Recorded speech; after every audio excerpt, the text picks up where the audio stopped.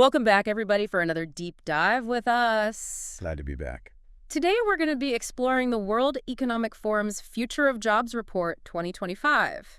It's a big one. Yeah, it's a pretty dense report, Oh, yeah. chock full of data and insights about where the global job market is headed all the way through to 2030. Out to 2030. We're going to try to help you navigate it today. Yeah, we've gone through it all, and we've tried to really pull out, like, what are the nuggets? What are the key takeaways here Exactly. for you guys? Especially, for you, the listener. Yeah, your time is valuable, and we want to make sure that you're getting We respect that. the most out of it. Yeah, we want to give you the big picture, A big picture. the key forces that are shaping the future of work and what it means for your career. Yeah, and honestly, some of these trends are pretty remarkable. Yeah, for instance, did you know that the report projects a net increase in global jobs?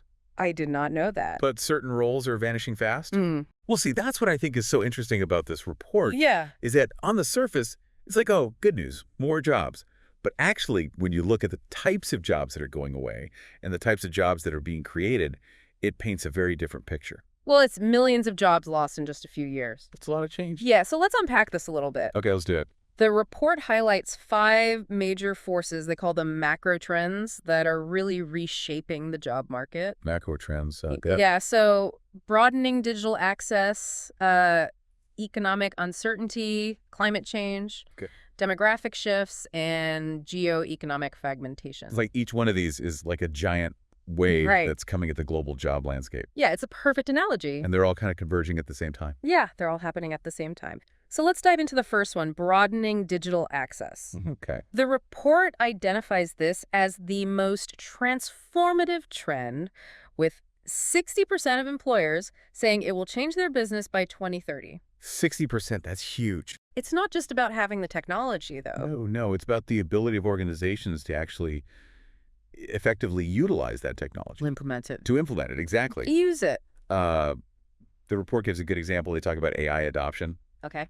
and the IT sector is racing ahead, but, industries like construction are lagging way behind. Right, so just having access to it doesn't necessarily mean that it's going to be a benefit. You got to know what to do with it. Yeah, you got to know how to actually implement it and use it. And that kind of plays into the next one, right? It does. Which is economic uncertainty, Economic uncertainty. which we all feel right now. Absolutely. Yeah. I mean, everyone is feeling the pinch with the rising cost of living. For sure. But the report shows that it's impacting businesses too. Oh, absolutely. This is where it gets a little unsettling. Oh. The report predicts slower economic growth could actually displace 1.6 million jobs globally. 1.6 million. Yeah. That's a scary thought. It is, and it really highlights how all of these things are interconnected, right? Mhm. Broadening digital access can help drive economic growth. Right. But if that growth is uneven or slow, it can lead to job losses, too. Absolutely. It's a complex picture, for sure. It is a very complex picture. It is. So let's shift gears and talk about something that's increasingly on everybody's minds these days, Yeah. climate change. Okay. It's not just an environmental issue anymore. It's an economic force with real implications for the job market. Absolutely. And that's where it gets really interesting. Okay. Because the report says that some of the fastest growing jobs are in green and energy transition roles. So amidst all this uncertainty and all this disruption, climate change is actually creating some opportunities. Opportunity Yeah. out of the chaos. That's a little hopeful. A little bit of hope. Yeah, absolutely. We're talking about jobs like renewable energy engineers, Yeah. environmental engineers, electric vehicle specialists. I mean, these are huge growth areas. As we're grappling with this massive challenge of climate change, it's also driving innovation. It's creating new industries. Driving innovation. Yeah, and that leads us to another macro trend, demographic shifts. Okay. So we're seeing 2 huge trends happening at the same time, aging populations in wealthier nations Right. and booming young workforces in developing ones. Wow. So it's not just the types of jobs that are changing. It's like who's doing them and where. And where? Yeah. I imagine that creates some pretty interesting dynamics. Oh, absolutely. Yeah. These trends are leading to very different skill demands in different parts of the world. That makes sense. So developed countries are grappling with talent management and retention as their workforces age, while developing nations are needing to focus on education and training for their young and growing populations. Okay, so like two different versions of the future of work happening at the same time. At the same time. Wow. Yeah. And just to make things even more complex, we have to factor in geoeconomic fragmentation. Economic fragmentation. Okay. Yeah. So a third of the companies that they surveyed for this report said that they are being transformed by geopolitical tensions. Things like rising trade restrictions, subsidies, and industrial policies. So it's like on top of all these technological and demographic shifts, Right. we also have these political and economic forces at play, At play. creating even more uncertainty. Yeah, it's like we're trying to navigate a maze that's constantly shifting. I love that analogy. That's a really good one. It's hard to keep up. And if you're in an economy that's closely tied to the U.S. or China, Right. you're likely to feel the effects of geoeconomic fragmentation even more. Oh, absolutely. So we've got these 5 massive forces swirling around us. Yeah, But what does it mean for jobs? good question. Specifically, what does this report tell Yeah, us? does it just say, hey, everything's changing, good luck? Right. Figure it out. Yeah. Well, not quite. Okay. It actually paints a surprisingly optimistic picture. Really? The report predicts a net increase of 78 million jobs globally by 2030. So all this talk about robots taking over and mass unemployment is not necessarily the case. Not necessarily the case, Right, yeah. but there is a catch. There's always a catch. This net increase masks a lot of churn happening beneath the surface. Okay. Millions of jobs will be created, but millions will also be lost. So it's not everyone keeping their jobs. It's more like we're shuffling the deck.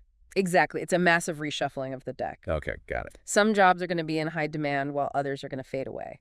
So you got to know which jobs are hot and which jobs are not. You got to know. Okay. And that's why it's so important to understand the specific jobs that are poised to grow and those that are headed for decline. Right, because that's the key to making informed decisions about your career. Exactly. You need to know where the opportunities are, where the risks lie. The opportunities and the risks. Yeah, but before we jump into the specific job outlook, it's important to remember that these macro trends don't operate in isolation. They're all interconnected, and that can have some really surprising effects on specific jobs. Okay, so it's not just about technology creating new jobs. It's also about how technology interacts with things like economic uncertainty and climate change. Absolutely. And the report provides some fascinating examples of how these trends are driving both job growth and decline. Okay, I'm intrigued. Give me some examples. All right, so if you look at figure 2.6 in the report, Okay. it shows how technological changes are a major factor behind both the fastest growing and the fastest declining jobs. Okay, let me guess. AI is driving both growth and decline.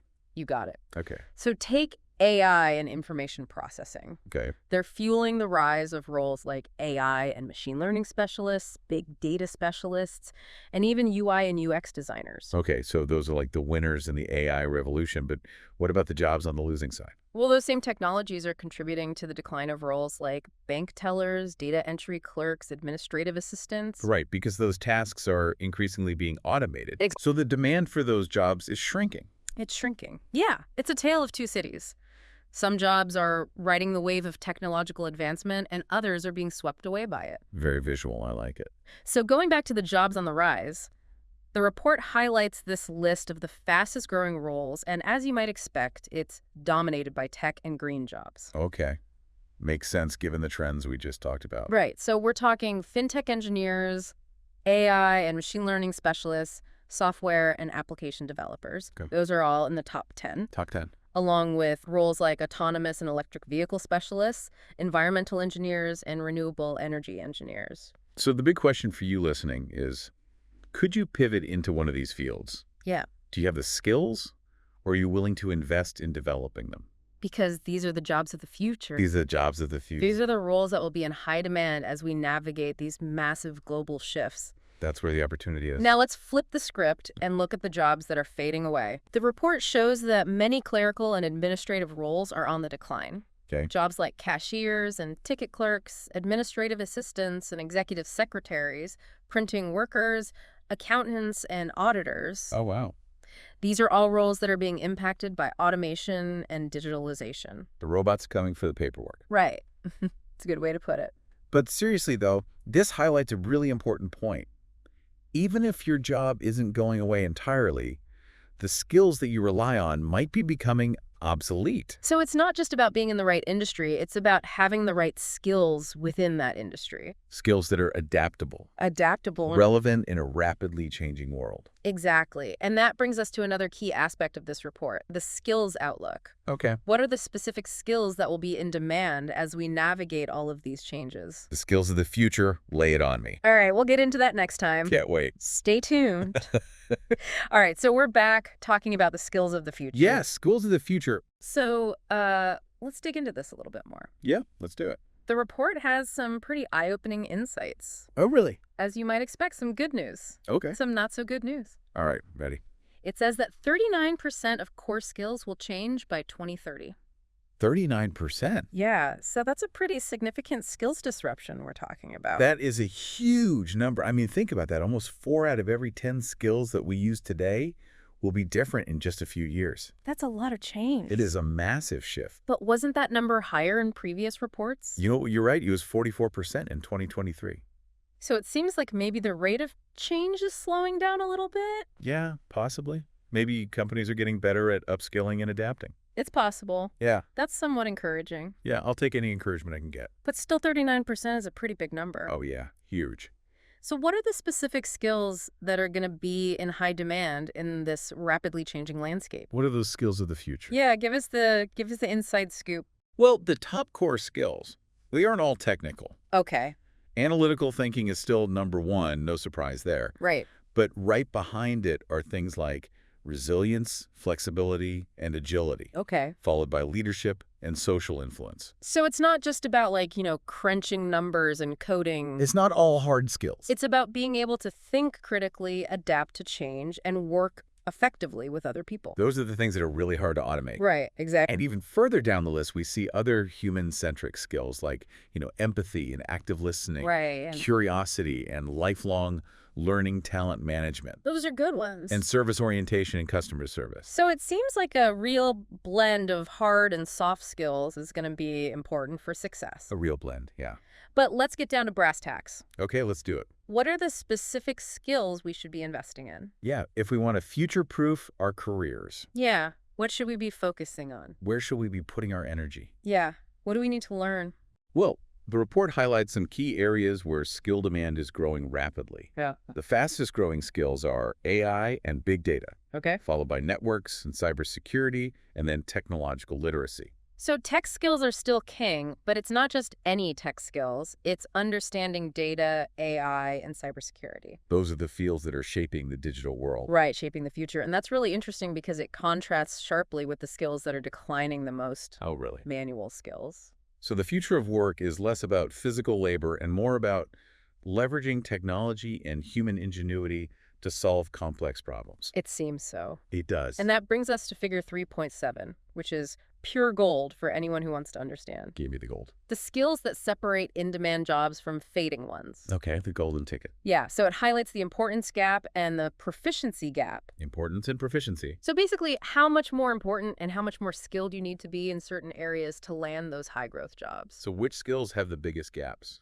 Well, resilience and programming are key examples of skills with large importance and proficiency gaps. So meaning they're much more important Much more important. in those growing roles than the declining ones. Yes, so if you want to stay ahead of the curve, invest in those skills. Invest in resilience and programming. And that leads us to another question. How are companies actually preparing their workforces for these changes? Yeah, are companies just throwing their hands up in the air? Yeah, are they just like, whatever? Or are they taking some steps to get ready? Are they taking concrete steps to prepare their workforce? Yeah. Well, the report actually paints a somewhat optimistic picture. Oh, good. It seems like companies are taking steps to equip their employees for the future. They're taking action. They're taking action. They're ramping up their training initiatives. So what do they do? Are we talking like cheesy online courses or something more substantial? It seems to be a mix. The report says that half of all workers have received some form of training in recent years, Half of all work. which is a significant increase compared to 2023. Wow, so companies are definitely stepping up their training efforts. It seems so, but that also means half of the workforce hasn't received any training. Right. And are there any disparities there? Like, are certain groups being left behind? That's a great point, and the report does raise a red flag. Oh. While training numbers are up overall, it also says that 11% of workers are unlikely to receive the training they need. So a potential widening of the gap. It's a concern, yeah, as some workers are going to miss out on this vital skills development.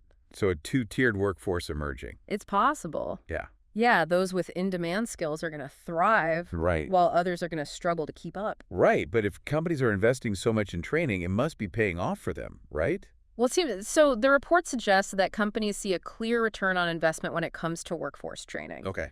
They expect it to boost productivity and improve their competitiveness. That makes sense. I mean, if you Yeah. have a more skilled workforce, you can produce more and operate more efficiently. Right, exactly. But what about the workers themselves? Yeah, what's in it for them? Yeah, what's the benefit for them? Right. Well, the report highlights that training is also seen as a way to improve talent retention and help existing employees transition to new or evolving roles. So reskilling and upskilling are crucial for navigating this changing landscape. It seems to be the case, but let's shift gears for a second and talk about attracting talent. Okay, attracting cat. How are companies planning to attract and retain the best and the brightest in this environment where, certain skills are becoming so valuable and in such high demand? It's a tough market out there. It is tough. Yeah. I would have thought it would all be about higher salaries Right. and fancy perks. Ping pong tables and kombucha on tap. Yeah, all that stuff. But it seems like companies are waking up to the fact that a happy and healthy workforce is a productive and engaged workforce. Happy and healthy. Yeah, so what are they doing differently? Well, they're prioritizing things like work-life balance, mental health support, and creating a positive and inclusive work environment. So the work culture. The culture, exactly. And get this, the number one way companies plan to attract talent is by supporting employee well-being. That's pretty interesting. It is a pretty big shift. Maybe the future of work is about more than just, churning out widgets. Yeah. Maybe it's about creating a sustainable and supportive environment where people can thrive both personally and professionally. It's a fascinating thought, and it certainly aligns with that growing emphasis on skills like resilience and flexibility. Right. Maybe those skills are not only important for adapting to technological change, but also just for navigating the complexities of modern life. Modern life in general. So it's not just about teaching people to code, it's about helping them develop this holistic skill set Right. that equips them for a world that's constantly changing, both inside and outside of the workplace. The whole package. But let's be real, everyone wants to know about salaries. Show me the money. What does the report say about wage strategies? Yeah. Are we all getting raises? Are we all winning the lottery here? Right. Well, the report found that a majority of employers, 52% to be exact, expect to allocate a greater share of their revenue to wages by 2030. 52%. That's more than half. It is. That's a good sign. So salaries are going up. It seems so, but what's driving this increase? Yeah. Is it just companies being generous, or is there something else happening? Right. What's the motivation? Well, it's a combination of factors, primarily productivity and competition for talent. Productivity and competition. Yeah, as companies become more productive, they can afford to pay their employees more. Right. At the same time, the demand for certain skills is driving up wages as companies compete for the best people. So your skills are your bargaining chip. Exactly. If you have the skills that companies are desperate for, you're in a good spot to negotiate a higher salary. It's like having a rare trading card. Right. The more sought after it is, the more valuable it becomes. Exactly. So this is where you need to think strategically about your career. Right. Are you investing in the skills that are going to command a premium in the future? Yeah, Are you positioning yourself to be in demand? that's the key. Because those are the people who are going to have the leverage to negotiate the best salaries and benefits. Makes sense.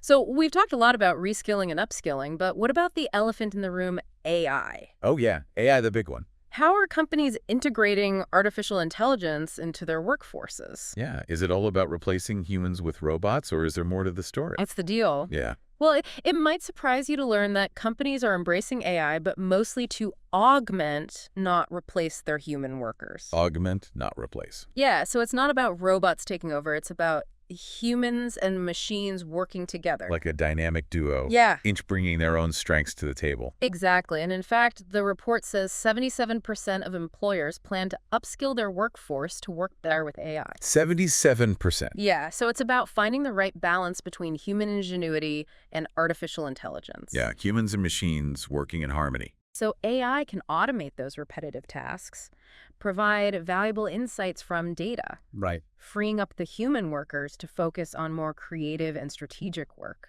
So it's like having a superpowered assistant. It is. It's like having a really smart intern that can help you out with all the stuff you don't want to do. I like that analogy. Yeah, and it frees you up to do the creating, the strategizing. Exactly. And this is really interesting because the report shows that the top workforce strategies in response to AI are all about enhancing human capabilities. Okay. So reskilling and upskilling existing employees to work alongside AI is the top priority. So it's not about replacing humans. It's about equipping them with the skills to leverage AI effectively. Exactly. It's about creating a workforce that can harness the power of technology while still retaining those uniquely human skills that are so valuable. It's like we're on the cusp of a new era of work It feels like it.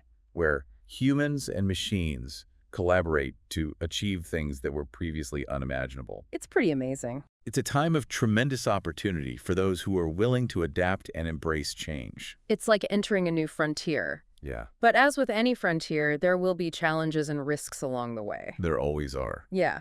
And I think that's what this report highlights. Okay. It highlights some of the key questions that we need to be asking ourselves as we navigate this uncharted territory. What are some of those questions? Well, for instance, the report focuses heavily on large companies. Okay. But what about smaller businesses and entrepreneurs? Right. Will they be impacted differently? Yeah, will they have the same resources to invest in training and AI integration? That's a great question, and the report doesn't really address it. It doesn't. Smaller businesses often have tighter budgets, Right. less flexibility. That's wiggle room. They might face unique challenges in adapting to these really rapid changes. That's definitely something to consider. It is something to consider, and then there's the role of government. Oh, yeah, the government. Will governments be able to adapt fast enough with the right policies to support workers through these transitions? Yeah, like funding for reskilling programs. Right. Support for workers who are displaced by automation. Yeah, and even addressing the potential inequality. Those are big questions. Those are really big questions that need to be answered. and ones that will really impact how the future of work unfolds. Absolutely. It Yeah. feels like we're in this really exciting but uncertain time. It does. The very nature of work is being redefined. It's both exhilarating and a little bit daunting. It is. It's a little bit of both. It is. But it's important to remember that this report is just a snapshot. A snapshot in time. Yeah, of the current trends and predictions. Right. The future's not set in stone, and there are so many factors that could influence how these trends play out. So many factors. This report is meant to be a guide, not a crystal ball. A guide, not a crystal ball. It's about understanding the forces at play Right. and making informed decisions about your career and your future. So what's the key takeaway you want listeners to remember? The future of work is dynamic, Dynamic. unpredictable. Unpredictable. But by understanding the trends, investing in the right skills, and being adaptable, Adaptable. you can not only survive, but thrive. Thrive. You don't have to fear the future. Yep. You can embrace the possibilities. Embrace the possibility. Like prepare for the challenges. Be proactive. Take control of your career destiny. That's the key takeaway. Love it. I don't know about you, but I'm feeling a little overwhelmed. Yeah, it's a lot to take in. It really is. Like, we're standing on the edge of this massive wave of change, and no one really knows for sure how it's all going to play out. Totally. And it's like we have this map, but it's only half drawn. Right. The report gives us clues, maybe some paths forward, but a lot of it's just still unfolding in real time. Like it's happening right now. Right now, yeah. So this report's really more like a compass than a crystal ball. A compass, not a crystal ball. Yeah. It's about understanding the direction things are moving and not getting too fixated on specific predictions. Right, exactly. And speaking of getting specific, they actually do have this really cool tool in the report, Oh, yeah. a data explorer. That's what I'm talking about. It's cool you can actually drill down into your region, your industry, Get really specific. get super specific, Yeah. and get a much more tailored view Uh, of the trends. personalized predictions, everyone wants those. Exactly. So it's a way to go beyond the headlines, Right. and see how this stuff is playing out where you are in the work that you do. In your day-to-day. Yeah. You can explore different scenarios, Mm. see how certain skills are trending in your field, Right. and get like a much more granular understanding of the potential impacts. So it's like a roadmap for your career. A custom-made roadmap, Yeah. based on the latest data and insights. God, that's pretty cool. It's powerful stuff. So as we wrap up this deep dive, what's the one big thing you want people to take away from all of this? That the future of work isn't something that happens to you. It's something you shape. I like that. You can either be swept along by these trends. Right. Just get taken away by the current. Right. Or you can understand them. Okay. Learn the right skills. Invest in yourself. And thrive. Yeah, be the captain of your own ship. Exactly. Steer your course. This report's a great starting point, It is. but it's just the start, you know? Keep learning. Keep exploring, use that data tool, and most importantly, just never stop learning and adapting. The learning never ends. Yeah, it really doesn't. Well, thanks for joining us on this deep dive into the future of jobs. We hope it gave you some food for thought and maybe even fired you up a little bit. Yeah, got you thinking about your future. Absolutely. Until next time, See you later. stay curious, stay flexible, and keep those skills sharp.